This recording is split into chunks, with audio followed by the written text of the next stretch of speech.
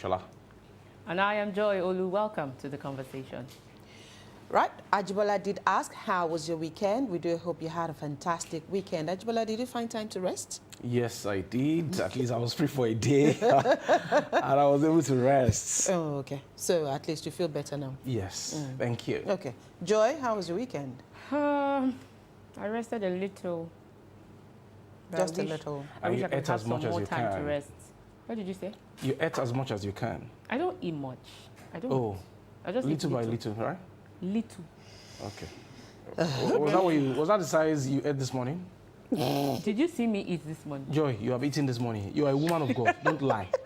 Please. Okay. Small so rice. the producer corroborated it and she said she ate a bowl of rice. Whether it Not was a a bowl. big bowl. Not a bowl. Small rice. It's always small. And she's saying it's a big one. In fact, a large bowl. Okay. And Joy, to you, plantain is not food. the bottom line is you ate. Just a little rice. You ate rice. Did you eat or not? I ate, but a little rice. Just leave it at that. Okay. Abimbola, how was your own weekend? My weekend. 11 days already gone in the month of November. My weekend was comme ci, comme ça. No lights. Ah. It was, I don't know, it was just not a beautiful weekend at all. So the little time that there was light, I was multitasking. I was using light to do everything I could, you know, so that in case fuel finished, I wouldn't need to bother my head and all of that. So, but I think there's more to this power issue Honestly. than it is was saying. And, you know, we really do not know what exactly is going on. We want to believe it is, you know, all of the excuses that we're getting, obsolete equipment. But I think also the power ministry needs to do more digging. Is this also an act of sabotage? Is it that because the year is also coming to an end, all monies must be spent? Is that why all of this is happening? So I think we should do more so that Nigerians can get more power supply. I don't want to imagine the kind of December we are going to have this year. Well, Because usually there will be scarcity of fuel. Now there's no money in town. Power supply, no money No to power buy. supply. All will be well. Let's just be positive and look forward to Or be realistic. a dirty December like it is usually. At the Premiership, Abimbola, it was 1-1. Arsenal thought they could run away with that one goal, but you know, Chelsea dampened your spirit, and it was a shared goal. We saved the best for the last. And I was happy that City lost. It was a painful loss. City. But it's becoming obvious that City is not going to win that cup this year. I swear. It's becoming clearer. I just hope that Liverpool can do all they can. Or maybe we should wait till January. Well, usually January, February, when all the injuries start setting in, when all the... Let's see how it goes for the teams. But for the Gunners, they are not in contention. That's obvious. So what team is moving forward? I want to join the team now.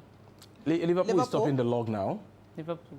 Yeah. Yes, and some spoilers, some spoiler teams are there. Aston Villa is there. Newcastle is there. Those two. Nottingham Forest is up too. Yeah, NFO is up to that. Let's see how it goes. But just like Ajibola said, after December, there's usually, that is when we know what is going. We separate the boys from the men. So let's wait till then. Before we move on, let's also quickly wish the Speaker of the Lagos State House of Assembly a happy 52nd birthday. The Speaker is turning 52 today, and of course, last week, I think on Friday, he celebrated with his alma mater, his primary school. Yeah. Oh, yeah. And, you know, it was a lovely sight to behold, and we had all other members of the House of Assembly join in the celebration. So we wish the Speaker a happy birthday. Jibola, are you going to celebrate for us on behalf of the Speaker? I'm still owing Olaoluwa now. Stop it. I'll combine it too. You will combine both. Okay. So, all right. Any other thing before we go on? Well, nothing for now, other than the fact that our purchasing power is dwindling, and you know, we continue to hope for a better Nigeria. All right, let's take our news points for today. Ajibola did ask a question earlier. What kind of December are we going to have? Okay, it looks like the NLC is is telling us the kind of December it might be if things are not done. So, Ajibola, let's start with you. All right, NLC gives governors December 1st ultimatum for minimum wage payment. The Nigeria Labour Congress has given state government an ultimatum of December 1st, 2024 to implement the new minimum wage. It also accused fuel marketers of inflating petrol prices, claiming the pump price is significantly higher than the actual market value. The NLC contended that Nigerians were being exploited, with citizens enduring heightened suffering and hunger due to government policies which keep pushing many into destitution. In a communique released on Sunday following its National Executive Council meeting, the NLC highlighted the severe economic hardship across the country and called for an urgent review of policies it described as anti-people. The NLC further directed state councils, where the new minimum wage is yet to be implemented, to commence an indefinite strike starting December 1st, 2024, in protest against the unaddressed labor issues. In July 2024, President Bola Tinubu approved an increase in the minimum wage for Nigerian workers from 30,000 naira to 70,000 naira. However, the implementation across states has been gradual, with some still yet to adopt the new minimum wage. While a number of states have pledged to meet the 70,000 naira minimum wage, others have gone further, committing to pay amounts higher than the federal government. As of first week of November 2024, more than 20 states have announced the implementation of the new minimum wage. The NEC therefore resolved to set up a National Minimum Wage Implementation Committee that will, among others, commence a nationwide assessment, mobilization, and sensitization campaign. Okay, so more or less, so if you promised that you were going to pay, why wouldn't you pay? So, I mean, a few of the governors have come out to say, you know, some went as far as saying 85,000 naira as minimum wage for their workers. And so if you, I mean, you'd have looked at your coffers before making your pronouncement. So if you knew that you were not able to pay, why make a pronouncement? It's not a competition. Abi, is it competition? It's not a competition. It's not a competition. It is what you can pay that you You get size. So, so buy your size and it will fit in. all right. So, I mean, now Labour is saying that December 1 for states that are yet to pay or that haven't paid. So, I think the federal government has also paid just 1 month of the... Then have I even seen any states that is paying the new minimum wage yet? The one that the federal government paid. Oh, okay. 70, well, that's federal government. So states, yeah, Labour now. Lagos. Well, I have not. End of this month. That is when Lagos will start paying. So wait till November. And fortunately, fortunately rather, because the Lagos state government is very magnanimous, it will come with some arrears, 3 months. At a goal. At a goal. Is it paying one time or it will be installmental? Do you want it once or it should be staggered? Do you all say, do we want it? Because we know that... You know, Christmas is coming. No, you know, no. Christmas one is different. You know that normally in December you get your 13th month. We shall collect arrears. Okay. They'll collect arrears. We will collect arrears. We will collect arrears. Okay. It's okay. All right, Theo. No, today is 11th already. Yes. So less than how many days to go? You know what? Solomon came into Baturi's office this morning and he was already flaunting it. Don't mind him. Oracle Yes. stuff. Let's wait now. All right, but let's see how this will pan out at the end of the day. The second story today, state debts hit 11.4 trillion naira as federal allocations rise. I wonder why there are still debts if allocations are rising. Anyway, the total debt of Nigerian states has risen to 11.47 trillion naira as of June 30, 2024, despite higher allocations from the Federation Account Allocation Committee. This is according to analysis of data from the Public Debt Report released by the Debt Management Office. The figure for the second quarter of 2024 represents a 14.5% increase from the 10.01 trillion naira recorded in December 2023. It was, however, observed that the increase was driven primarily by a sharp rise in external debt, worsened by the devaluation of the naira. External debt for the state and the Federal Capital Territory climbed from $4.61 billion to $4.89 billion, reflecting a 6.1% increase. However, in naira terms, this figure surged by a staggering 73.46%, from 4.1 trillion naira to 7.2 trillion naira, following the devaluation of the naira from 899 naira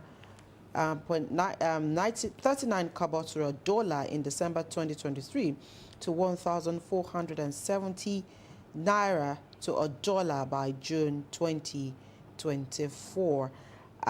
In total, state and the FCT accounted for 8.5% of Nigeria's public debt of 134.3 trillion naira in June 2024, down from their 10.29% share in December 2023, even as their normal debt levels increased. This is quite worrisome because you're sharing more, that is, you're collecting more allocation from the Federation account, yet you're borrowing more. And more of the borrowings are from external influences, that is, you're borrowing from outside Nigeria, meaning that you're borrowing in dollars, you'll be paying back in dollars. The devaluation of the naira is greatly affecting this because you'll be paying back almost twice what you borrowed, because again, you're borrowing not in your own currency, you're borrowing in the currency of the country you've borrowed from, or the global denomination, which is the dollar, and you'll be paying back in that amount. And imagine if you took a loan when the dollar was 800 naira, and you're paying back when the dollar is now 1,700. What are we talking about? Well, why it is not a crime to borrow, if at all you want to borrow or take loans, then we must see what you have done or what you are doing with those loans that you have taken. And then why would any state government take more loans now that they are earning more? We have seen that over time, some governors will just take loan for frivolities, and at the end of the day, they will use the loan on recurrent expenditure instead of capital projects. So why are you putting your state in debt? It's because nobody is holding the governors accountable. Before they take foreign loans, at least they get approval from the federal government. And that you I take know. the loan, then we don't see what you collect the money for. Yeah, oftentimes I think the approval is more from their state assemblies. Even if they'll get an approval from the federal government, is not a prerequisite, depending on the kind of loan they're taking anyway. So I really don't know how this... You see, these governors, I don't even understand. I don't understand. And you know, time in, time out, we have called on Nigerians to start asking their governors questions. All the time, we always blame Mr. President, forgetting that these governors too, they are making some money internally, and of course the federal allocation that they are getting from the federal government. But what do they do with these monies is what we don't know. Okay, also it means that we need to again continue to engage our governors in meaningful conversations. They need to start telling us more about what exactly they are doing. All right, Joy. Lagos unveils interstate park system, HAPS on traveler safety. Lagos State Government has unveiled the Interstate Park Accreditation and Passenger Manifest digitization project aimed at revolutionizing interstate travel through improved safety, reliability, and efficiency. The State Commissioner for Transportation, Oluwaseun Osiemi, stressed the importance of the project, stating that it was a commitment to the safety and comfort of every traveler who enters or exits Lagos by route. He highlighted the project's core objectives as the standardization of interstate parks across the state and the transformation of the passenger manifest system into a fully digital platform. He added that the initiative consisted of two primary components, which he mentioned as interstate park accreditation and digital passenger manifest system. According to him, the Interstate Park Accreditation will require all interstate parks in Lagos to undergo an accreditation process where parks that meet the ministry's safety and service standards will be officially certified. These accredited parks will display distinctive signage, reassuring travelers that they are boarding from a secure and regulated facility. Unregulated roadside mushroom parks will be required to meet specific standards or make necessary improvements to operate. The commissioner said that the digital passenger manifest system was moving from a paper-based manifest system to a digital platform which will enable the real-time capture and secure storage of passenger data. Well, this is good. A lot of transformation coming into the transport sector. Yes, quite laudable. You know, we love to start projects. Implementation, follow-up another is thing. usually the problem. And remember that this is not the first time we would have manifest. But now that this will be digital, I do hope that we'll be able to keep up with, you know, this that has been started. And it needs a whole lot of buying and collaboration from the handlers of the parks, the NURTW and others. And so, you know, sometimes government has very laudable ideas and initiatives, but the guys that will drive it, you'd also need to train them, retrain them so that they also won't give up and won't relent, because the positives of this project will definitely outweigh the negatives. And we know that once technology is involved, a whole lot of people would want to sit up because they know that there won't be any hiding place for them anymore. But then there also needs to be proper sensitization on the part of the public or the motoring public that would also use some of these parks. Because if you do not know, some may want to also say, we're not putting our details in those places. What do you want to use with those details? And so the people also must know that this is an initiative that is government driven. Yeah, I remember while I was, because I schooled in Enugu, I remember in the park they have this paper to say, right, in case of accident, people will not write and say, people forbid, even lie. nothing will happen to me. People even lie. They will not write their real name true and phone number. identities and phone numbers. And if something happens, how do you get their family members? And so I really do not know why people lie about information. People do that a lot. You lie about your name, you do not put your correct phone numbers, and when the need warrants it, there's a problem. It will also be good for security of passengers and, of course, their data, so that in case there's any problem or accident, one will be able to contact their next of kin. And yet, some people will still go and take Soleo in all of this. I just hope that this will get the buy-ins of the members of the NURTW. Not only NU, even those who do the interstate from Lagos to the east. They are members of the union. They are members of, well, then who are those that will be operating the digital platforms? I'm sure the ministry would come up with all of that, since it is their baby. They would see how that will work. We do hope that we can also get here officials of the Ministry of Transportation. We've been trying really to get the commissioner here, and perhaps this would be another avenue to get them to come and speak more on this particular initiative. All right, let's quickly go onto the X platform and take a look at one of the many trending stories this morning. Our friend Nyesom Wike is trending again this morning, and this time is trending for demolition of houses and structures in Abuja. And yet, Nyesom Wike has vowed to demolish all shanties, posing security threat to the FCT. And particularly why Nyesom Wike is trending is because the very dark man early this morning visited some places, and, you know, to look at the condition of some of those people that were, their homes were demolished. And of course, he said they were in a pitiful situation and sorry sight. But my question is, two questions I have to ask here. Were they not given a timeline to vacate those places, which of course I'm sure they were given? And also, did they have permission, or did they buy those lands or those properties? But again, government must also have empathy.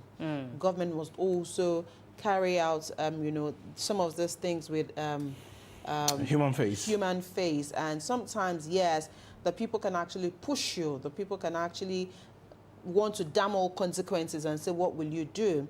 But also, when you have children involved, when you have pregnant women, when you have mothers, you also need to just look at how this thing can be resolved without necessarily putting people in misery, even though we know that two wrongs don't make it right. And was anyway, there an arrangement made to move them to a safe place? I don't think so. The place was, I mean, those places were demolished and they were left to vent, to take care of themselves. Abimbola, you have said it all. We are not saying that the former governor of Rivers State, who is now the FCT minister, should not return Abuja to what it ought to be in terms of fiscal planning layouts. But if you want to take certain steps, please try and put some human face. Some of his utterances, I don't like it. Yeah. It sounds too cocky, and it sounds like he's not talking to human beings. Yeah. We are not saying you should not demolish. Yeah, I mean, an example would be, I saw a picture somewhere else this morning. I think it was posted by the Commissioner for the Environment, Honorable Tokunbo Wahab, where even in England, you had council officials taking away tens of homeless people, you know, from town and from. So again, it happens everywhere. But when these things start happen, what are you saying to them? What manner? What's the approach that you've given to those people? Have you had meetings with them? Have you given out, you know, enough time for them to also find? Are you even thinking of compensations, even if you're not going to do full compensations? Yes, they might not have the right to stay there. Yes, they might not have bought those lands legally, but they are there.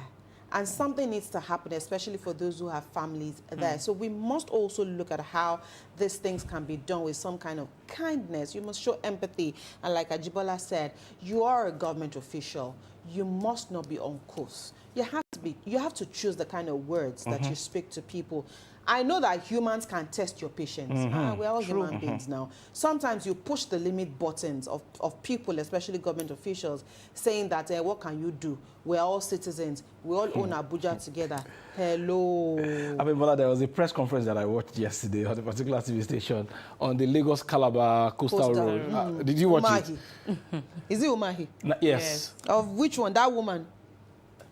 When the minister was telling the woman that keep quiet, they will drag you out, police push the woman out, they played all the clips back to back. And those were Nigerians in the diaspora who came to invest in Nigeria. They had a press conference yesterday calling on Mr. President to call the minister to order. Yeah, I mean, again, we need to also let our public officials know that you are there to serve the people, to serve.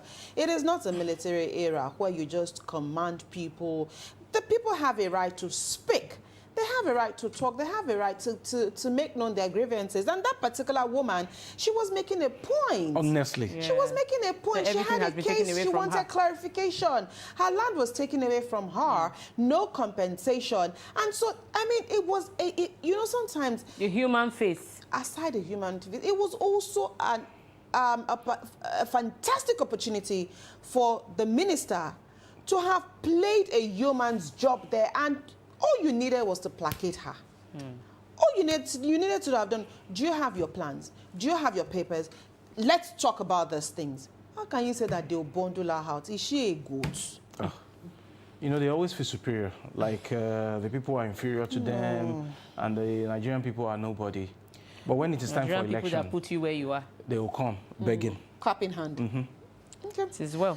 All right, that's what's trending on our socials today. Even the other stories are also trending there. We'll take a quick break. When we return, part one of our conversation will be here this morning. And today we're going back to the issue of pricing in the petroleum sector. They're still dilly-dallying around petroleum pricing. Will this issue ever go away? Okay, and so today we're probably looking at the politics in the prices of petroleum products in Nigeria, particularly PMS.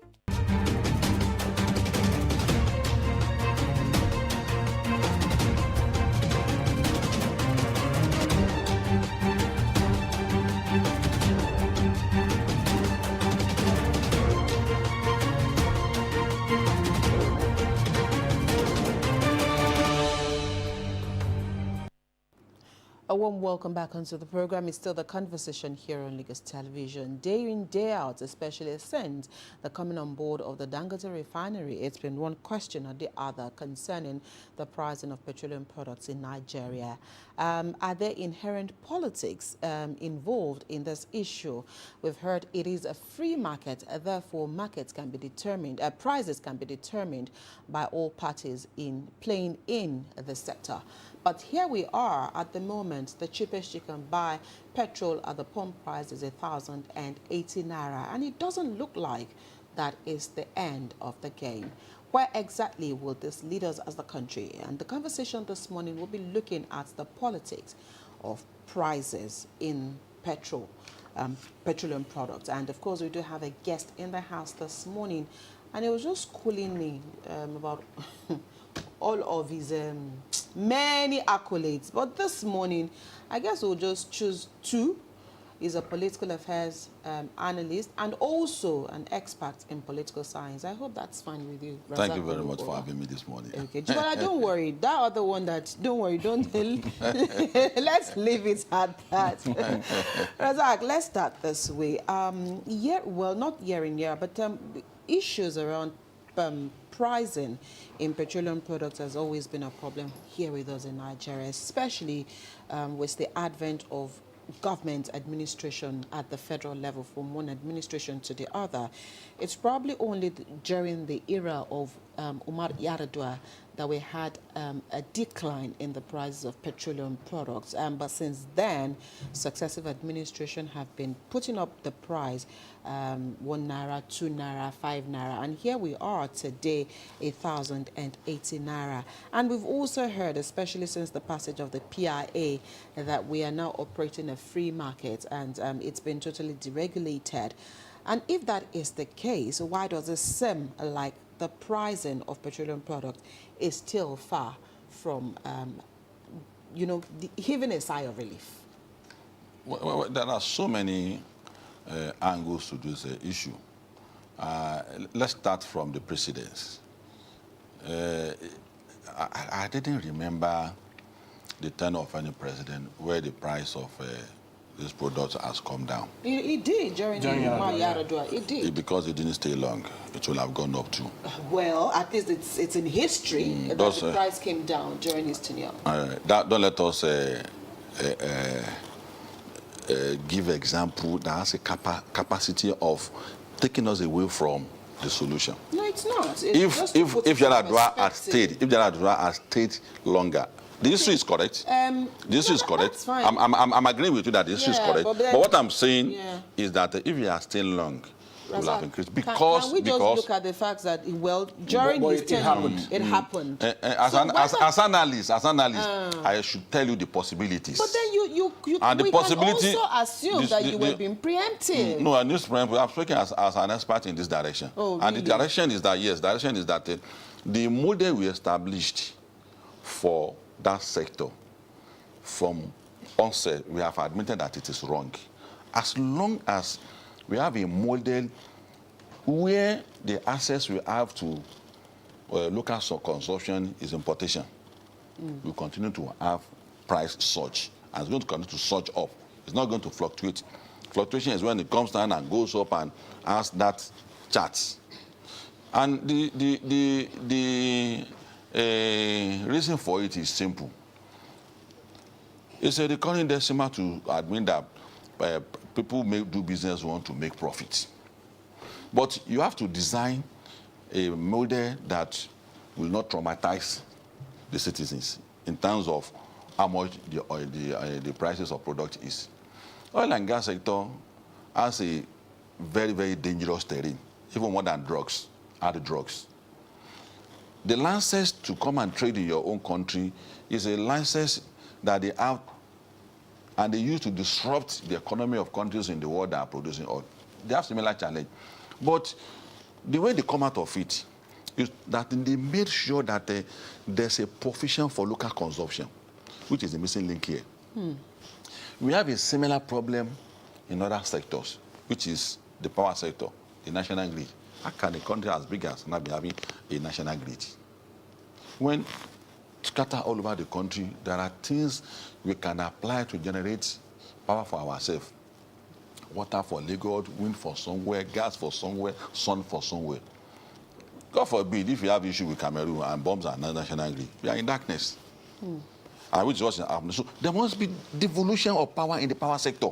So the same thing in oil and gas. I've been hearing of the repair and turnaround maintenance of our refineries since 1985 when I was in secondary school till today.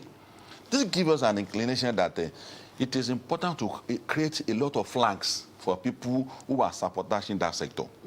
The model on ground, in fact, strengthen the saboteurs to have one refinery like Dangote, as big as it is, and to say that it's going to satisfy local consumption. It's never going to satisfy it. So, And that is why all of us should come around to point the direction to the government that it is important to have more refineries that's going to cater for local consumption. I'm trying to simplify. I don't want to use technical language that experts use so that Nigerians will understand, because when they start using those technical, that's when they shortchange Nigeria. Okay. You think they are making case for you. They are not making case for us. And downstream, upstream, the PIA bill, a law that was made, is to strengthen the people who produce oil outside Nigeria and bring it in, because the condition attached to bringing the oil in, there's no how the prices of commodity will ever come down. That you can buy your product, and based on what you have bought, you can come and sell it to Nigerians again. And you expect that they want to do charity with the product and their business. They won't do charity. They will make profit. So that is an angle we are looking away from. So, but the people who produce all this locally, number one at the moment is Dangote. We give opportunity to people who are in government, who are also unhappy that there's an end to importation of oil because they're making money from it. They're also making people who are in business from importation of oil unhappy. You're also making people who are refining outside Nigeria unhappy. Only for Dangote to combat them. He can't survive it. I don't see him surviving the challenge he has at the moment. So there must be a law that should be for major consumers. They can buy that from oil, the major marketer can buy that one.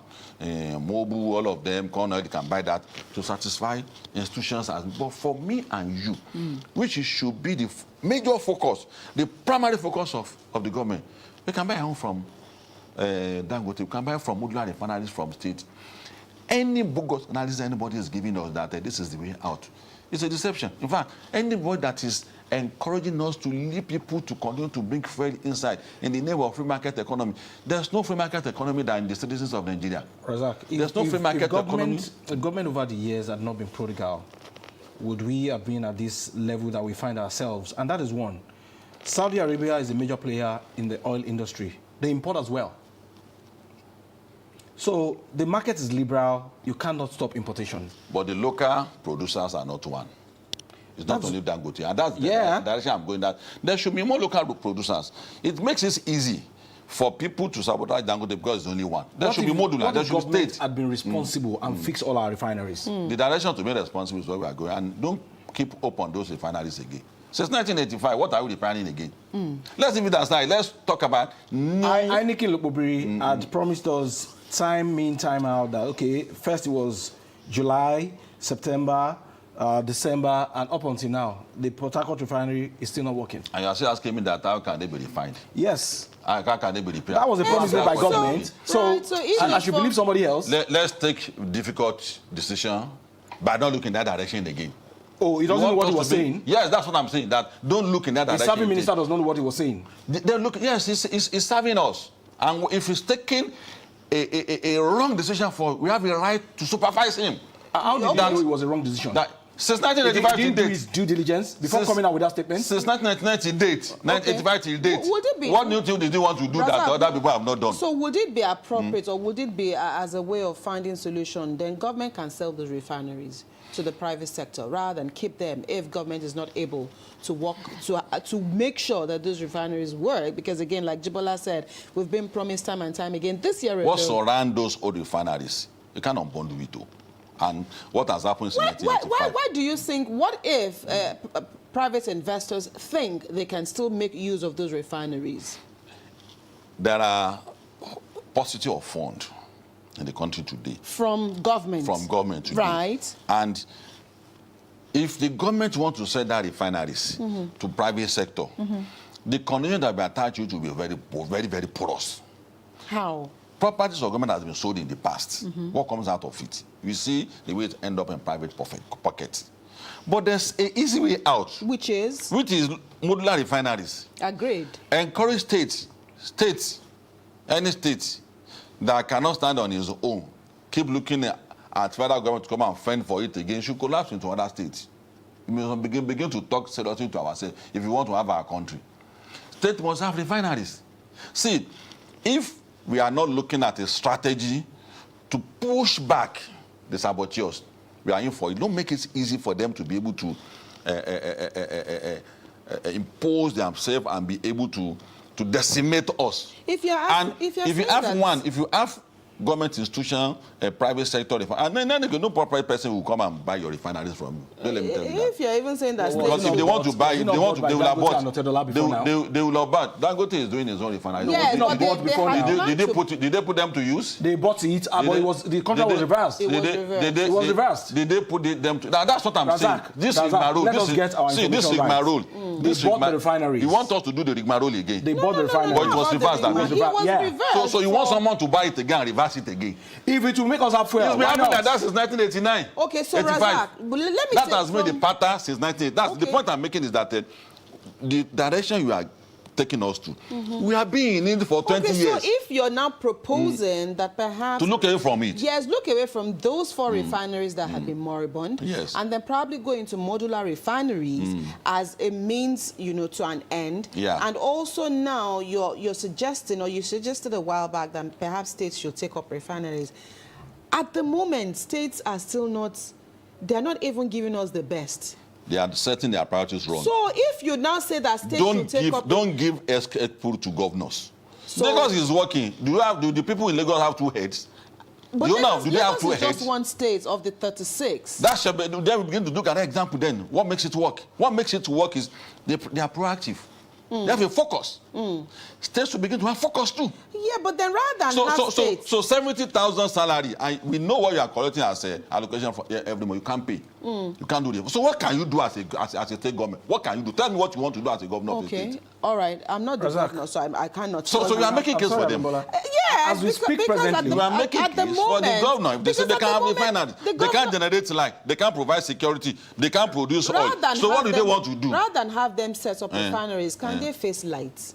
Like Yes. no. Those are critical sectors. They are critical sectors, but we don't want to come back to where we are at the moment. It should be simultaneous. As looking at power sector, there should be energy too. Energy moves the world. Agreed. Even the power sector we are talking about is going to be moved by energy. It's either runs in sun, water, gas, or petroleum. So power sector is important. If you take power away from the world, the entire world will shut down. And that's why it's become more important.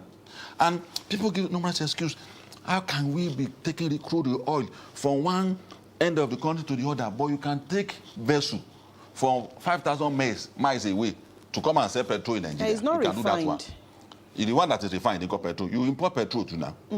So I'm talking about crude oil. You can take it from one section of the country to the other by any means, train, the pipe, or several means. See, if we don't take your problem serious, the way we are taking our problem is as if you want to make a cup of tea. It's more fundamental than that too. And if we don't embolden our government, they won't take that decision. So you think the challenge of solving problem in the power sector, in oil and gas sector, sector is so enormous that it needs people like me and you to speak with courage and tell them, go ahead, we are behind you. Are you saying that federal government should give license for people to construct modular refineries or to states? Yes. People for modular refineries and also state. In fact, it should be compulsory. Presently, we have 25 licensed modular refineries in Nigeria. Why are they not getting crude? Investigated, they have been sabotaged. And then the federal government should withdraw the license if they are not functioning. No, they have been sabotaged, and that's the direction I think me and you should dissipate energy on. What cause for the sabotage? Instead of saying that those ones should work again, you should make advocacy around it that why are they not getting crude oil? Why are you sabotaging them? It is these same people in government, the same people in the private sector, and the same people outside Nigeria. This trio. And I told you that people in government, people outside government are Yes. the ones sabotaging all And the these people things. outside, the Outside crime Nigeria. in it is internationalized. Are you implying that we are helpless? If We the are not government is helpless. Yeah, we are not And helpless. so government should act. That is, it needs your courage. Which This courage, the courage to say Razak, that. The courage to say that. Let me make my People point. were Quickly, elected quickly, to take quickly. responsibility. Let You government are, act. as a citizen, you are also supposed What to about supervise those in your government? government. You are supposed to supervise your government. Give What them the about those courage in they need. government? Which courage do they need? Stop asking We have them. voted them in office. Stop asking them to go and.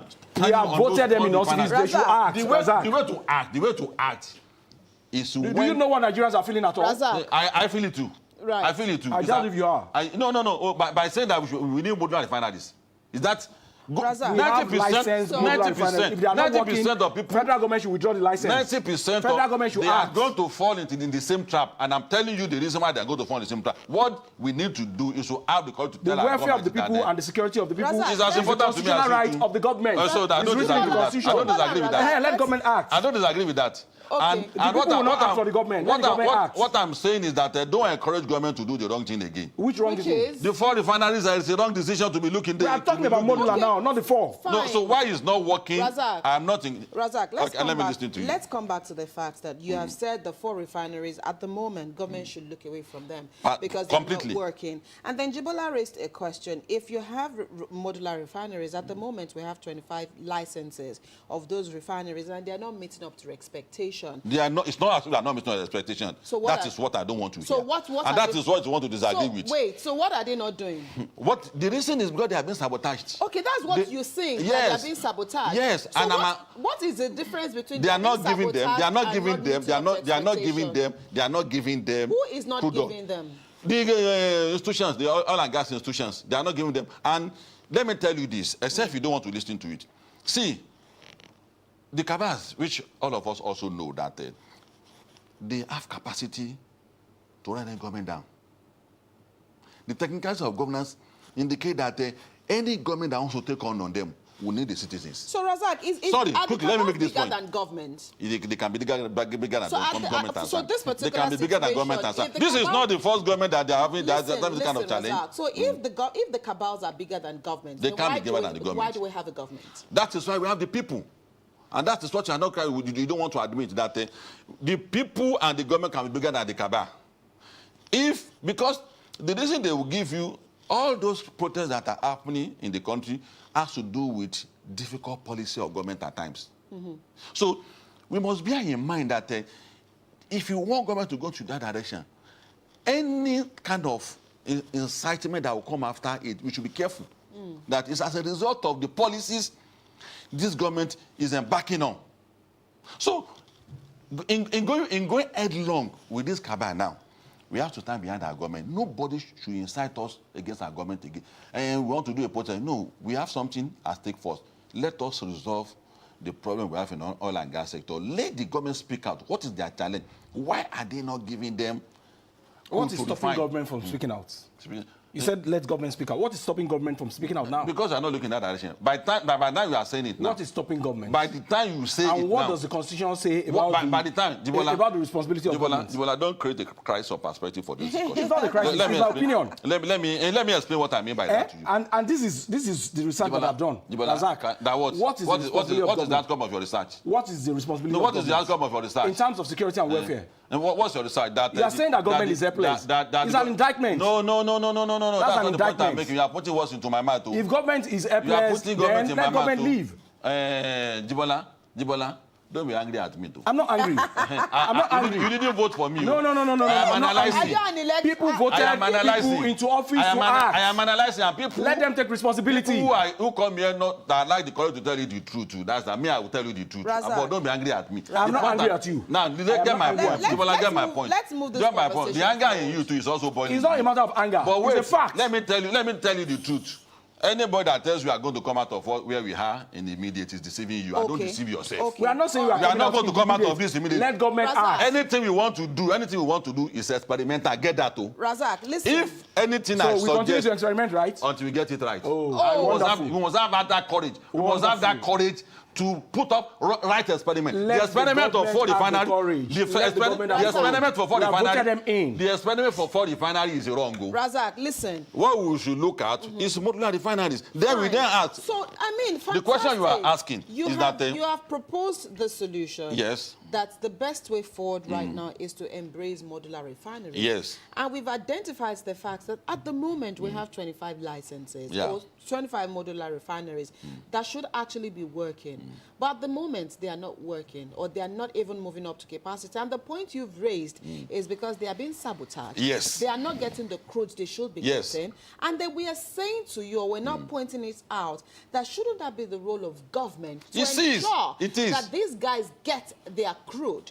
And so if we have identified that fact, that indeed modular refineries should be up to their capacity, if they are receiving the amount of crude that they should be receiving, admit? So are we on the same page on that? Yes, yes. Fantastic. So now moving forward, we will now come back to the fact that now that you've said we should move away or we should look away from those 4 refineries coming back to light. For obvious reasons. For obvious reasons known to you. Now, no, not all of us. It's 1985. Okay.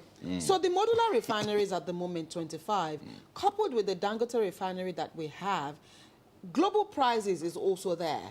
Global price is not an excuse. Why must we be using America as an example? The price is selling in Libya. I said global prices, which of course... We don't apply global price. It's part of the trap they set for us. It's part of the strategy. It's possible. Nigeria is not the only country producing crude. It's possible. Is Nigeria the only country producing crude? It's possible to sell it lower than global prices. So why are we not doing that? And that is the direction we should be looking at. Even at the moment that Dangote is buying in Naira, we would expect that it will be cheaper. It will not be cheaper until you have many refineries in the local. So we are saying the same thing. Is the oil business not done in dollars? So we're saying the same thing. So if we're suing, is it not done in dollars? There are so many things I'm not getting about this discussion, though. And the trap they are setting for you, you have entered it. The trap they are setting for you, you have entered that trap. I'm still going to come back to the fact that there is government. Government is a regulator. Yeah. So shouldn't we also now hold government more accountable? I agree with it in total. Government is not doing what it should be doing, and like Jibola raised, isn't there a caveat that your license can be either suspended or revoked if you're not performing to capacity? Before you suspend the license, what I'm saying is that if there's anything that is classified as a reason why those people are not getting crude oil, they should declassify. Let us know. That's my point. Before you sanction it, before you take their license, because many people has been given licenses and they took it away. Are we going to continue in that pattern? Hundreds of people since 1990. And so which means that government can begin to take back those licenses? No, let's tell us the reason. Don't assume that it's only you as a government that have a right to know the reason why they are not giving. And majority of the reason comes from the government. That's why they are classifying it. Not the president, not this government at all, but the people who surround the oil and gas sector. They sabotaged them. Before Dangote refinery came on board, there were so many refineries that want to come on board. But they were sabotaged. And one of it is that they staff them of crude oil. Okay, so at the moment, where we are now, and then you've mentioned, because we need to go, but then before... Speak in unison. Give these guys crude oil. Give the modular refineries... Give them crude oil. Are you suggesting that Dangote refinery is being given preferential treatment against the modular refineries? It's not here, no, dear. Because for Dangote to survive, you should be given a preferential treatment. Because if you don't give preferential treatment, particularly the law that is made, that strengthens importers more than him, prices will not come down. And you raise a very valid point, though. We have to look into that. You assume that by the time Dangote starts giving us oil, it will come down. That's an assumption. I've said from day one that it's not going to work. You must give access to crude oil to refineries. You must also give access to crude oil to the local refinery. It does not affect the pricing, the profit Dangote is going to make. But many people are under the assumption. Dangote was happy about that at the beginning. And we warned him that it's not going to come out well for you. If you are going to be the only institution that want to be selling to us locally, they will come for you. Okay. So for us now, and as a summary, that the mentality in Nigeria that everything should be centralized is what we have taken into oil and gas sector too. That one institution, one power grid, one state, one police institution. And the consequence is what we are seeing now. Okay. there must be devolution of power. We must devolve. State must have, Modula must have. And why is it not working? I agree with Jibola. Now, why is it not working? Okay. And don't profile those guys as if they have their inability. It's their inability. No, it's not their inability. They might have their own inabilities too. But more comes from the people in all those institutions, the government institutions. So the president should look into it that why would I put 25 people in? It's not possible.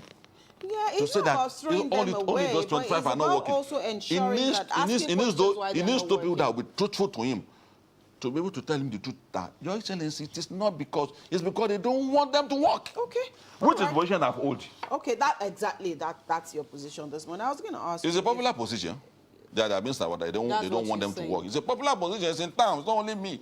I don't know why Jibola is not seeing that direction. It's not saying for refinery. It's only for refinery. Yeah, because I'm saying about 4 refineries. I'm saying beyond 4 refineries. Okay, Raza, we need to go. Thank you so much for adding your thoughts onto this conversation this morning. We truly appreciate your expertise here. It's a pleasure being with you. That's where we would leave this conversation this morning. Thank you so much for watching the side of the table today. We'll take a break. The conversation returns shortly.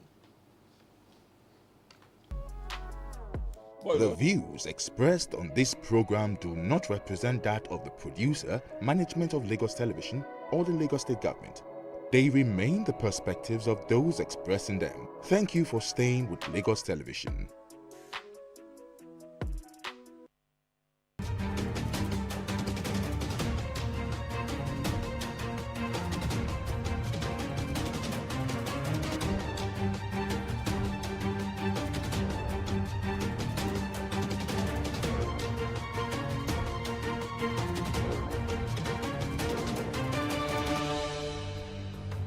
Happy birthday to you. Happy birthday to you. Happy birthday, happy birthday, happy birthday to you. Happy birthday to you. Happy birthday to you. Happy birthday, happy birthday, happy birthday to you.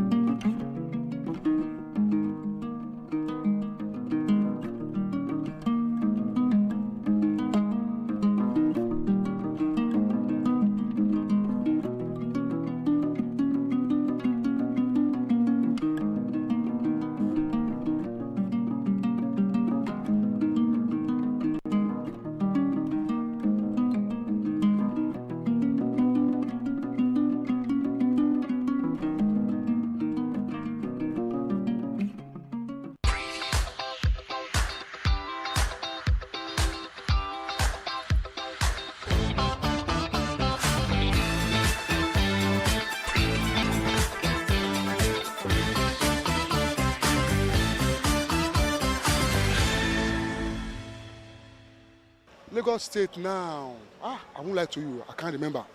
I want to know how old is Lagos State. Well, Lagos State has been in existence for the past 2 decades or more than 2 decades.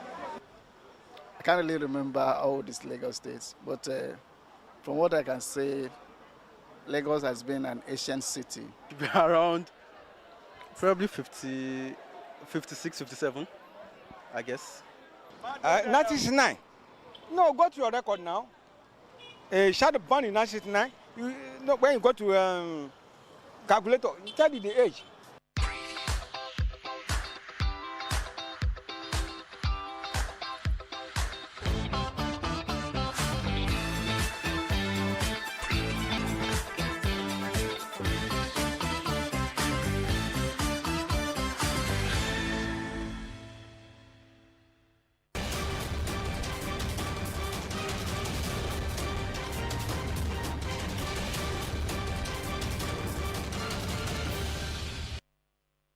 For the conversation, and thank you for staying tuned. Omni Retail just launched their 50th distribution franchise network, Omni Hub, in Lagos here. It has been recognized as Africa's fastest growing company by the Financial Times in 2004. But to tell us more about Omni Hub, we have with us here Giraj Sharma, the business head of Omni Hub. You're welcome. Thank you. And Akinwumi Ogunusi, the business head of Omni Retail. Thank you both for joining us. Thank you for So having let's us. begin with you, Giraj. Tell us more about Omni Hub for those who are not aware of what Omni Hub stands for. So give us a brief detail of Omni Hub and how much of a game changer is it in the fast-moving consumer goods distribution chain in Lagos. So firstly, thank you very much for being us here, and it's an honor to be here.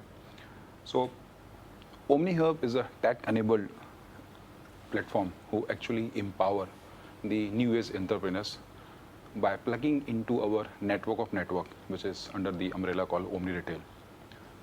So currently, all these entrepreneurs, new age entrepreneurs who want to be the part of the FMC distribution, so we give them the opportunity to be plugged into system which is highly tech-enabled, and they can plug into our ecosystem and providing and can be the owner of the Omni Hub franchisee network. And by this network, they can service their neighborhood retailer through our technology platform and start earning the money.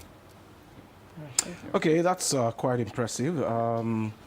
Could you please share with us how this franchise model benefits Omni Hub and, of course, other stakeholders in the FMCG retail value chain? All right, thank you very much for that question. For us, we see this as a win-win model for all the stakeholders in the entire chain. And talking about stakeholders, we're talking about the business as a whole, as Omni Retail. We're talking about the franchisee, we're talking about manufacturer, the retailer, and the community at large. For Omni Retail, and what we see is this is a strategy that is integral to what we stand for, which we are asset light, and this enables us to expand our distribution network without investing in any physical infrastructure as such.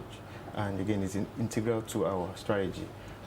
We don't plan to replicate what is already existing, or we are not planning to replace what is already existing. We're using technology to enhance the existing trade. And the only way we're doing this is to partner with existing stakeholders in the entire chain. So this model works perfectly for us. For the franchisee, as my colleague mentioned, we see entrepreneurs with the right mindset coming on board, and from the first month making steady income from this by servicing our retailers. And basically what we're doing for them is to give them like a blueprint, or let's say a playbook, basically of a business model that has been tested, tried, and is profitable. And all you have to do is just to plug and play, and they can start making substantial income on a month-to-month basis. For the manufacturers, one of the biggest problems which manufacturers have today is visibility across the value chain. And with this model, we see that solving the problem, in that all activities, all processes, all actions that have been done are carried out through technology that are technologically driven. And what that does is a lot of data is being gathered in the process, and that data, through the use of AI, can be used as relevant information for manufacturers, for them to be able to take better decisions in terms of production capacity, in terms of making sure they save a lot of money from overproduction or underproduction. For the retailers, our goal is to be in almost all communities, and the idea is to be very close to our retailers and be able to solve their problem of availability. So stock availability is one key issue to them, and they can easily access those stock and make sure that they don't have issues of out of stock. And for the community, which is the most important part for me, which is the impact we're creating in the society, apart from entrepreneurs making revenue on a month-to-month basis, I see us creating jobs for a lot of people, for drivers, for people that are interested in warehouse management, for security, for cleaners, for the society at large. So for us, we see this benefiting the entire community. Oh, yeah. It's a compelling business opportunity. So, Giraj, who qualifies to be a franchisee? Yeah. So we are looking at dedicated individuals, right, who come with the entrepreneur mindset and who want to start the entrepreneurial journey, right? So what meaning is like, nowadays, as we know, right, Nigeria is a quite tough market, right, and creating a direct job employment is quite tough. And that's what the mission we are as an Omni Hub, where we're looking at individuals who come with that mindset and they want to start as an Omni Hub franchisee. To be a Omni Hub franchisee partner, the person should have the one of the important things is entrepreneur mindset, and he should run the Omni Hub as a full-time business. Okay, full-time. You can't be doing something else. Correct, right? Because it's a very growing market, right? And it's required a lot of dedication and the focus to run it, right? And that's why if you see our business model, we always mention that it's a regular recurring income which you can generate by running the Omni Hub franchisee. To do that, the person should have at least 200 to 300 square meter warehousing location, which should be commercial operated. What meaning is, they should have the ample of parking space. They can run easily the entire inventory outflow, inflow, seamless, right? And that is backed up by us through our seamless technology, which we extend to our partner so that they can manage their inventory effectively. We also have our robust technology, which help partner to generate the order regularly so they not feel left alone. So it's an entire hand holding from onboarding till my partner becomes successful in this. And that's the reason we are on the mission to launch 250 more hub by end of 2025 to make it our total tally to 300 plus hub across the Nigeria. Okay, Akiumi, from that narration from Giraj, what kind of support should franchise owners expect from Omni Hub? Okay, thank you. In terms of support, I'll put into 3 buckets. So we have the procurement support, we have the operational support, and we have demand support. The procurement support, today we will ask our partners to have like a minimum deposit of as low as 5 million for them to start. And what we do on their behalf is to give them access to be able to procure like 10x of that amount from our network. And this is possible because they are leveraging on our relationship with the manufacturer. So today you drop a 5 million, you can have access to goods worth of 50 million. And what that means is with our support, you can turn that around 4 times in a month, meaning you can generate a total of almost 200 million from that particular stock point. And a percentage of our revenue will be paid to that partner. And that's from the procurement side. And from the operational side, for all our franchisee partners, we have account relationship managers that are helping them to train them in terms of the tools required, the technology required, the skill set required in terms of warehouse management, inventory management, to make sure that they run these operations smoothly.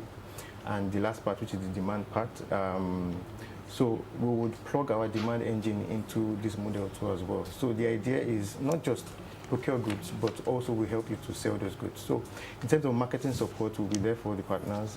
We have our account management network, and that will help to generate orders from the retailers too as well, and also leverage on our inbound and outbound network for telesales too as well to help generate enough revenue for that particular stock point so that the partner can have a profitable business. All right. So you have said quite a number of things. So for someone who's listening today who is considering but is also hesitant, why should they go for Omni Hub? It's a great question, right? And we always proud in Omni Retail to what we built so far. And the reason behind it, because we are 100% tech enabled, right? And as you know, the tech is the future, right? In the normal and traditional distribution system, people take the calls based on their past experience. And that's why the chances of getting success is very low. The trend of demand is changing very frequently. And that's why in our Omni Hub franchisee network, starting from partner onboarding till the goods reach to last mile retailer, right, who's a neighborhood retailer, every decision making happen through tech. And this is what make Omni Hub as a very interesting and the exciting opportunity for the young entrepreneur who want to start as a franchisee. And this is where we support all the entrepreneur to set up the franchisee, make sure they're successful, and even some of our franchisee owner who started with 1 or 2 franchisee, currently they are only more than 2. So it shows the trust what our stakeholders showing us on the OmniHub franchisee. Okay, so for those who are watching us right now who might be interested in this great opportunity, and of course, in case they have unused warehouse, how can they tap into this opportunity?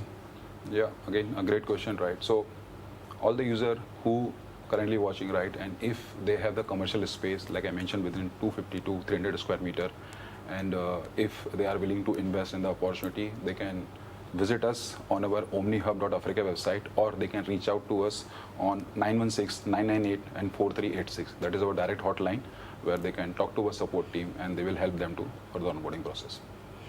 All right, I want to thank you very much, Giraj and Akinomi, for sharing this incredible vision of OmniHub with us and, of course, our viewers. And I'm very sure they will be very, very interested and, of course, get across to your brand as soon as they are ready to do business with you. We thank you very much for your time on the program this morning. Thank you. Thanks a lot. All right, we'll take a very short break on the conversation at this moment. We'll be right back.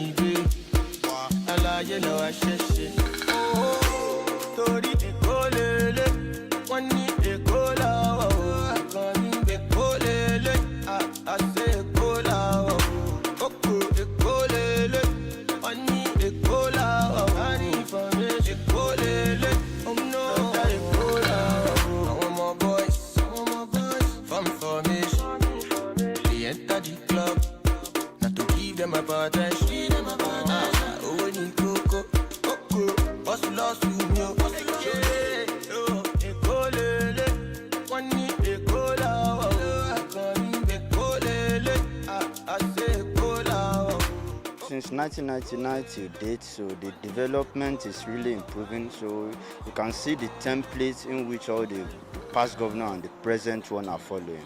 So it has been awesome. So look at how Lagos was in 1999, how it was in 2003. It keeps improving on the four years and this thing. So we still hope for more because there are still a lot of things that need to be done. The government are really trying, and the demarcations are really good. Fantastic.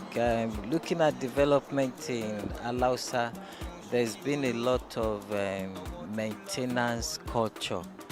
You can see the trees are getting greener and bigger. And you can see the road infrastructure well maintained. Each time there is damages, they fix it.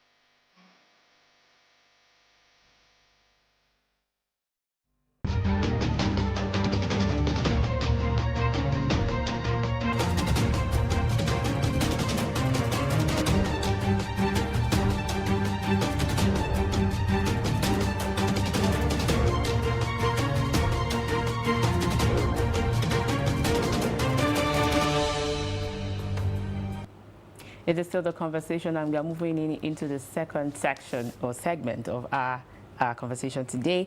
The attack on traffic management officials has become a concern, and that is our focus today.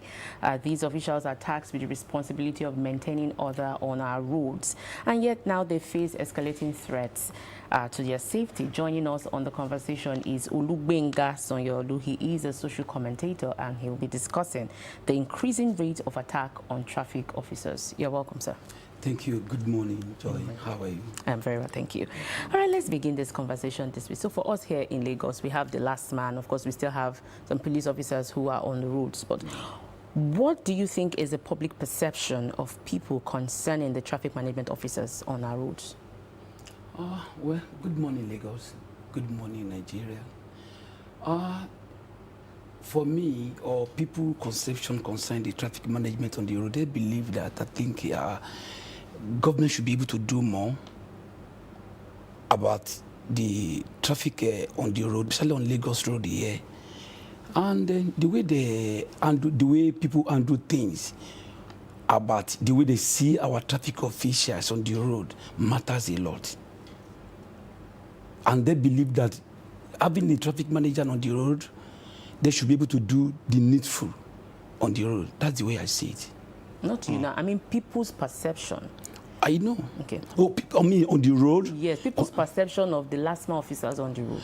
Oh, fine. Thank you. You know, average Lagosians, or I may say generally, Lagosian thought whenever they see traffic official on the road, there's this personal anger, which I always stand against. I always advocate, I always preach against it that, you know, one thing is that they are officials. Consider them first of most, they are human beings like us. These are fathers of somebody, these are mothers of somebody, these are children of somebody as well. So their conception concerning traffic of the road is this personal hatred is too high. And let me just say this, I believe that it's because of their dreams. What is their dream? Of which I believe, by God's grace and the effort of Lagos State government, that dream will come to pass. People, their dream is this. They want to wake up one day on Lagos Road, not find any any traffic official on the road, no law agency on the road to checkmate, to ask them what to do or to instruct them on the road. They don't want, this is their dream, of which I don't think it will come to pass. So their conception is very high and negative. I won't lie. Okay, but these officers are there to serve us. They are there to make our commuting from one location to the other very, very easy. How do you think, as Lagosians and Nigerians in general, we should start relating with these officers who are serving us? Thank you. Oh, wow. There's one thing, like I said earlier on, which first of all consider them as a human being like us. That is one.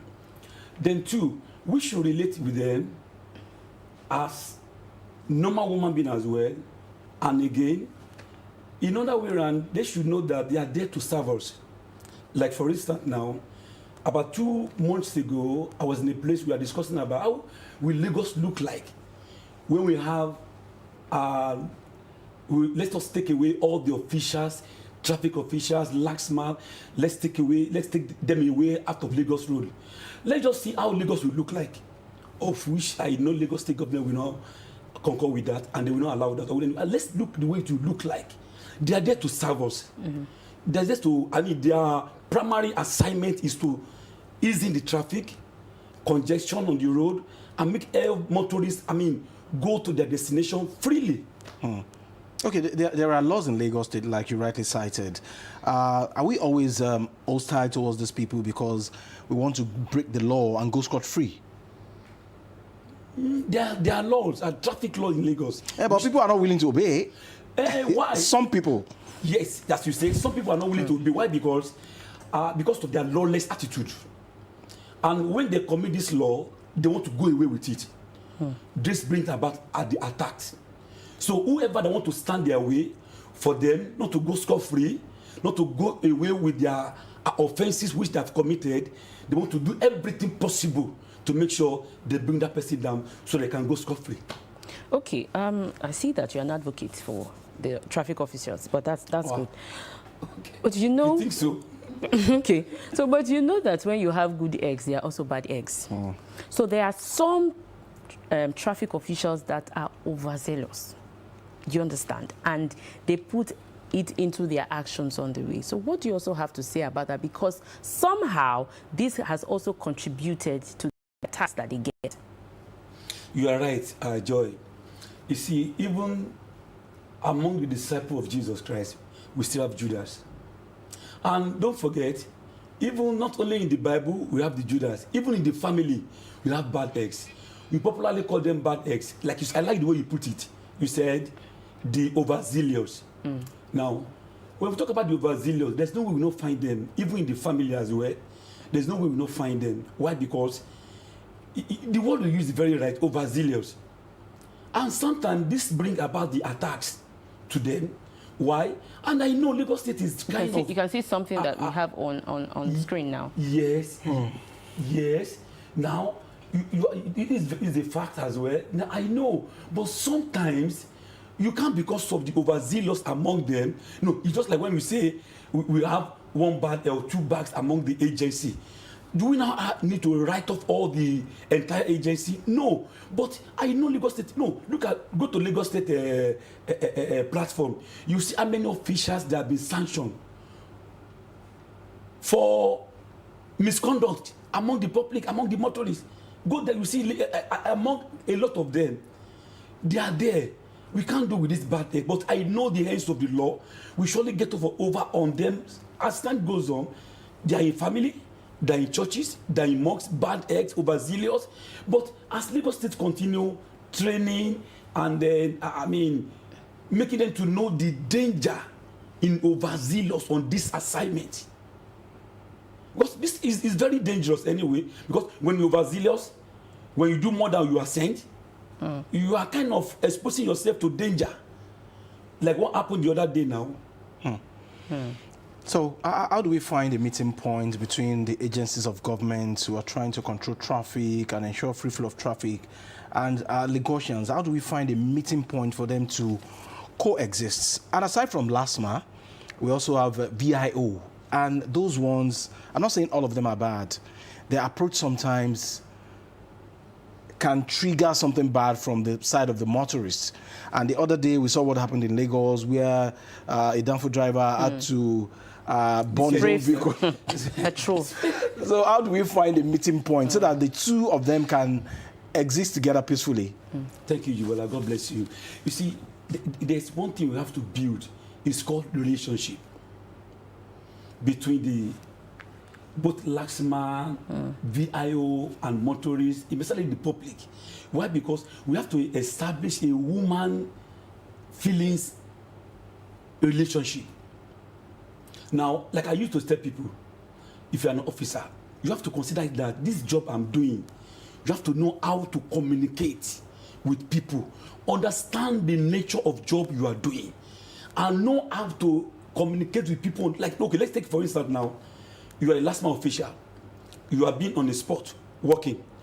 A driver, a motor is coming from, let's for instance now, from Ikorodu. You don't know how many hours you are spending in traffic. Getting to Ketu or getting to Ojota, you're not looking at him, he's looking at you.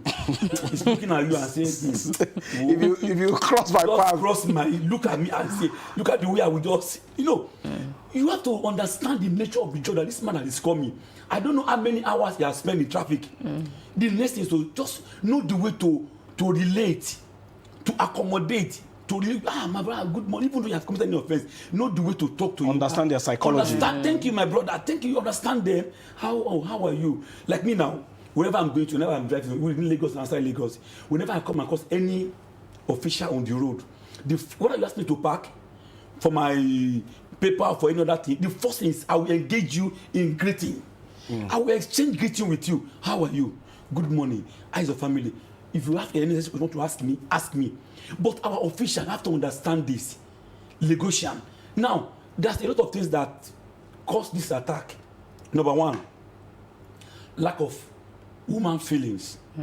2 is economic and traffic frustration. Pressure. the pressure is there. So when as a traffic official, you have to understand this, that these people come in. And another thing is it, motorists, public, you have to understand that officials are not the author, are not the generator of the laws, of the traffic.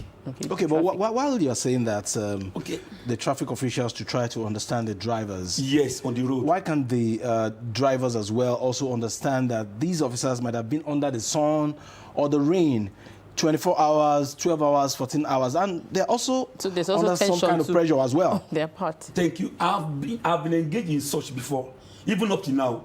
Whenever I go around Lagos, whenever I come across any traffic, I park my car, do the needful on the road. Even the last man official in any zone, in Lagos, even outside Lagos, I know what they go through. I won't lie to you.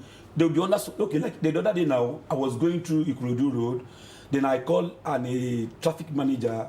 There's a kind of dreadlock, and I was trying to call, sir, what is happening on your zone? He's trying to explain. After our conversation now, he doesn't know that he had not ended the call. He now began to talk to one of the officials and say, you are holding your phone. Come on, people will think maybe you are making call. You are not doing your job. So it's like their head also instructing them to tell them what to do. So we motorists as well, we must also appreciate them and exchange the same human feeling to them as well. That appreciate them, though we know they are bad eggs, but they are not. It's not all. So we kind of appreciate them that okay, this is what we are doing. Exchange. It's kind of a reciprocal. That okay, you are there for me. You have your family. You are under the sun. You too, you are coming. Okay, Oga. Okay, move well, low. Please don't go one way. Don't go this. Don't make a wrong U-turn. Traffic officials have their own part to play, and we motorists as well, we have our own part to play as well to make the community well. Okay, so still talking about making the community well, do you think it would do well if the government also embarks on campaigns engaging community members on the responsibilities of these officers? So if people understand that this is what they are here to do, perhaps it will help in reducing the attacks that they are getting. You are very right, Joy. We need this to be done on radio, television, go to motor parks. Let people know the roles of the traffic officials on the road. I can tell you so many people on the Lagos road now, they don't know what LASMA are for. They don't know what the VIO are for on the road. Even road safety. Even road safety, they don't know what they are there to do on the road. You just know that this personal anger is just on them. I don't want to see anybody on the road. So if they go to the motor parks, churches, mosques, places where we have people, even community, allow them to understand these people on the road, these are their job. This is the reason why they're on the road, to check you, to reason the traffic, to check your paper. Somebody was asking on the other station that day, he was asking, sir, is it a duty of LASMA to ask me for my driver license? He was calling radio station to ask. So definitely people don't even really know why these officials on the road. If this public alignment go on the road, on people, on the public, on the parks, to especially our drivers, to tell them, please, when you find LASMA on the road, these are their roles. When you find VIO on the road, these are their responsibility. These are things they will ask you, they need to tell you, they need to inform you, they need to ask you. This will reduce this attack, to my own opinion. Okay, in this age of technology, how can we leverage on technology to limit the interface between these officials and the motorists, be it public or private? Okay. I know there are cameras all around Lagos State, but should we deploy more and take advantage of technology? My brother, we need to go on a very high level of that technology issue. The cameras we have in Lagos State now that are functioning, can we count them? How many? I have a situation where something happened at Ogolonto here going to Ikorodu. There's an attack, not even by motorists. Task force attacking LASMA officials. I was there presently. Do you know I was the one that called the radio station to inform them that something happened at so place. There's attack. So this technology needs to be increased. in terms of I camera. know. Even in developed climes, cameras can be everywhere. Yeah, I know. But the ones that we have, at least we have seen instances whereby government was able to arrest some people because of a CCTV copy of the evidence of what happened. Yes. And some of these last one officials as well, they have body cams. Not all of them. Not all. It's not much. We need to go to at least maximum whereby we have a surplus and make it more closer. Like Ogolonto to my 12, Mushin to Ebute Euro. Now, let the communication be kind seamless. of so supple and close to each other, whereby they can communicate, whereby if anything will happen to any officials, it will be quickly known to other people, even at the power room as well. So they're able to know all this, even the body part, what they call it, the camera on the officials. How many of them? And another thing is this: when something happens to any officials in their zone, in Lagos, you have different zone. How many of the zone that have? Okay, for instance, now, some officials have been attacked. How can you rescue them very fast? Ask any LASMA or official now or traffic manager now in their zone, how many patrol van they have. But beyond all of these now, what would you say to Lagosians who are watching us right now on the need for them to change their attitude towards these officials? Because they are being paid with taxpayers' money and they are there to make life better for all of us, especially when we are driving or commuting from one point to the other. I would like to beg people listening to us on Lagosian to please seeing these people as a human being and then having at the back of their mind that they are working for the peace of mind. Because when you are driving, you are in gridlock, you are in a very heavy traffic, there's no way you will concentrate. So I want people to see them as human beings and cooperate with the law, and moreover, erase this personal anger against all traffic official or any agency that they on the road to checkmate you. Erase the hatred and accommodate the love that they are there to erase to put this together for us to move together in Lagos. Oh, all right. So just one other question before we go. For some of the officials that have gone through these attacks, there is a likelihood that they will be traumatized. Yes. And because it is their job, they still come back on the roads. So what do you also have to say about the government creating institutions where the traumatized officers can be taken care of, maybe therapy? What do you have to say about that? Well, I think the agency have to work on that. I have one, somebody you are saying now at my 12. There was a day I was questioning the traffic manager. Why this man is looking at this Danfo driver without chasing them away? The man had told me that, look at that man I'm looking at. He told me his name. I approached him. The man was not in traffic. He wasn't enjoying the traffic manager the way it is now. That he was being attacked about 6 years ago. And he came back to the job. I know he's still at my 12 there. Government to look into this, to take care of their family, even themselves, their health. Very, very important to the agency. How important? It's not our own. It's not in our own power to do this. You have to ask the government to take care of these people that have been traumatized already, and they have no other way to go. They have to come back to do the needful. But part of their body is not more like before. So how they are going to take care of them, take care of their family, and make sure, they are happy, they're not regretting of joining the agency. All right, thank you very much, Olubenga Sonyaolu. I hope I got that right. Yes, you are right. All right, for sharing your insights on this topic, attacks on traffic management officers. He has said a lot. Thank you so much for joining the conversation today. Thank you so much. All right, the conversation continues after. Stay with us.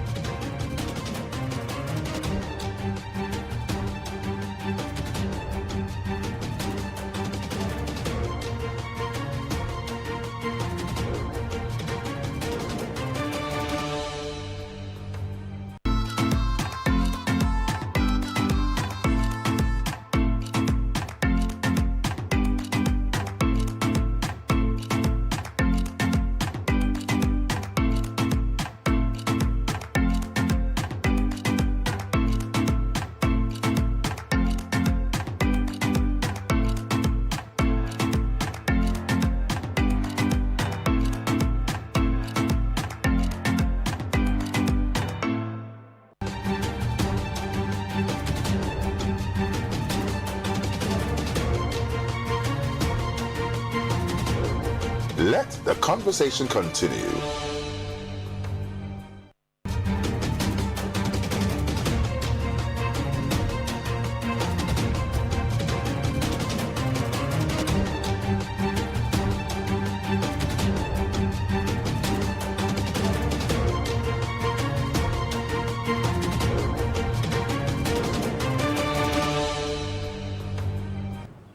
All right, you're still watching the conversation on Lagos television, and we just heard from Mr. Sonyaolu telling us on the need for all of us to be friendly with some of the officers serving us on our roads in Lagos State, be it VIS, LASMA, Federal Road Safety Corps, even policemen. Yeah. They are there to serve us and, of course, make things better for us. We are not saying that there are no bad eggs among them, but let us be civil in our relationship with them, and I'm sure that they are also going through one form of therapy or the other, like Joyce said, in ensuring that they have a better relationship with members of the public. For me, I think it would do well if their responsibilities or their rules are spelled out. Now, if you know what they are meant to do, so when anyone is stepping out of the line, you can know how to address that matter.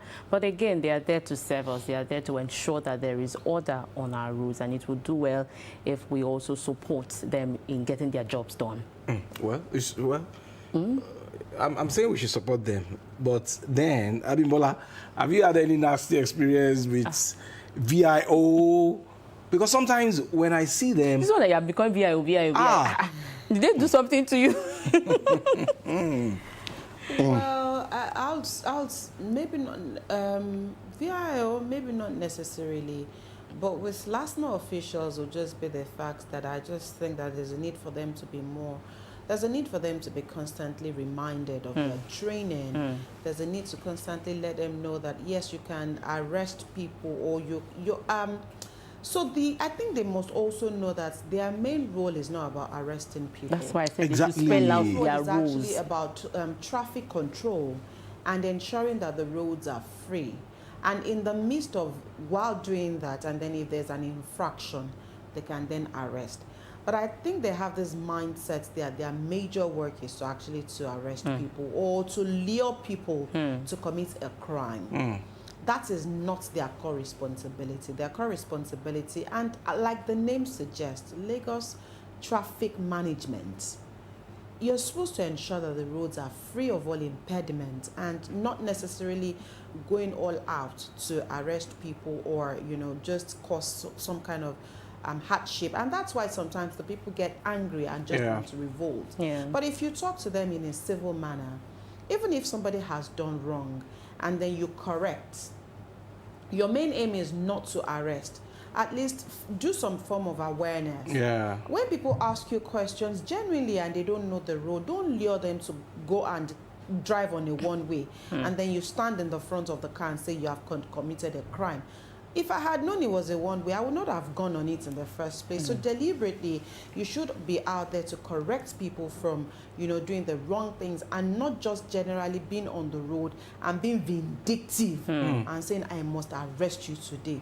And that's why sometimes the people get angry and they want to just do certain things. That is not to say that you have a right to also beat traffic enforcement agencies. No, it is a crime. And if you're caught doing that, you will definitely be made to face the full wrath of the law. Something just popped up this morning that I'd like for us to also talk about, because I think this is not the first time this will be happening. So I just stumbled on a report. It happened about an hour ago in Ekpe, and it was said that a Dangote cement trailer was said to have lost its faulty brakes and ran into Ayetoro Market. And the report says countless lives may have been lost this morning. But what I'm trying to drive at is the fact that especially on the Ibejuleki and the Ekpe Expressway, the trailer drivers, the truck drivers drive with so much rage. And you know that they are dualizing that road. Yes. So this is the time for the owners of those trucks to also ensure that those drivers are also constantly trained and their trucks are in perfect condition. Because how would you be driving a truck and then the brakes will fail. Early morning. I understand children are also were caught up in this accident. Oh my goodness. It's a sad one, and this is another call, to owners of these vehicles to ensure that their vehicles are in good conditions before setting out. And the drivers early in the morning, they are not under influences. They are not also sleepy. Because sometimes a lot of them have not had good sleep. Yes, because they've been on the road all night. And they are dozing. While driving. On a busy road, while driving. And now you've rammed into a market. Early morning. I don't want to imagine what would you have a lot of there. people in the market in the morning because... And this could also trigger a form of attack. Oh, yes. Oh, yes. This can also trigger an attack. Because again, especially if they know that a particular company has been culpable of this kind of offense, they can also set the truck ablaze or cause a fight or something. And so all of these things are issues that, if well not managed, are also able to cause a crisis. There's tension everywhere. There's tension everywhere, but at the same time, we all also need to do the right thing at the appropriate time. Our heart goes out to those who may have been involved in this particular situation this morning. We just do hope that relevant authorities will do much more at ensuring that there is sanity. Because once that road is complete, hey. I've been on that road a couple of times with our Ekpe Bureau chief, and I see the way and manner some of these truck drivers, the way they drive, the way they park indiscriminately. Yeah, they always feel like they're above the law. Okay. They always feel so. All right, and that's the much we'll take on the program today. Many thanks for watching the Monday edition of The Conversation here on Lagos Television. By God's grace, tomorrow, Tuesday, will be another time to join the crew at 10 a.m. Enjoy the rest of your day. Stay on the good side of the law. I am Abimbola Mbelo. Thank you for watching the program. I am Ajibola Ojishola. We'll see you tomorrow at 10. I am Joy Olu. Enjoy the rest of your day.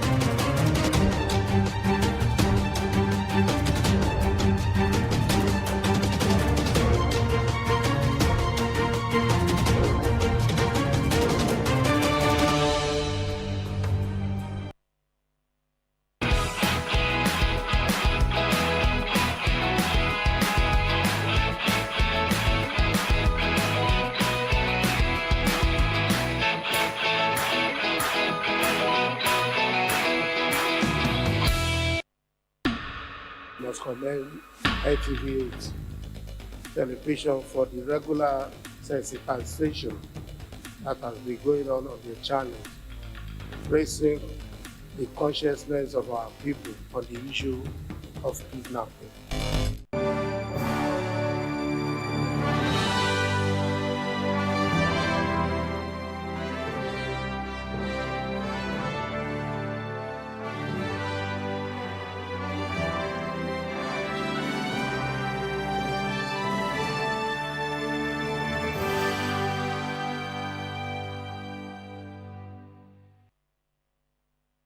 Have you had a hard time with taxes and understanding tax administration in Lagos State and the complex nature of Nigerian tax law? Do you know what agency or tier of government collects the various types of taxes?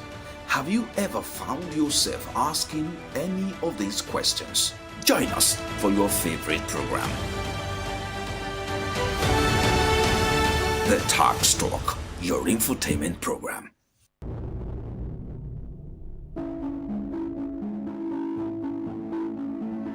It's a game of numbers. Some call it politics. For others, it's a crouch for good governance. For objective and unbiased analysis of political issues and developments in the country,